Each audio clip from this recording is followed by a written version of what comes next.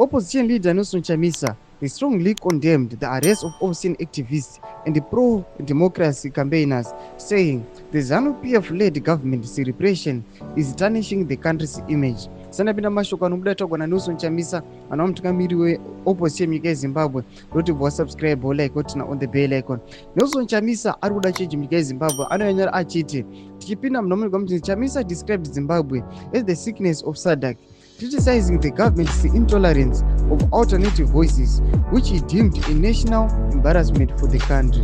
Furthermore, Chamisa demanded the immediate release of more than 70 Citizen Coalition for Change activists who were arrested in Harare's Avodo suburb on June 16 while commemorating the Day of African Child. Tikuona pana mashoko antaona Nelson Chamisa achiti aiwa zvakuitika munyika yeZimbabwe is now going out of hand. Takuda reforms, takuda kuti zvinhu zvichichinja. Toona kuti nyika yedu iri progress achibva kupi chienda kupi. Toda kuti aiwa human rights violations ari kuitika munyika yeZimbabwe aiwa ari kuramba achiwedzera, ari kuramba achiwanda, ari kuramba achikura. Instead yekuti dai vachito respecta the wish of the citizens, aiwa toramba chitodzokera ku period nyika panga ichiri under the rule of the oppressor. Aiwa nguva yemabhunu chaiyo. Votudzai mafungiro enyu moti kudii pamusoro mashoko aNelson Chamisa. Ina mucomment section medu musangano subscribe like turn on the bell icon.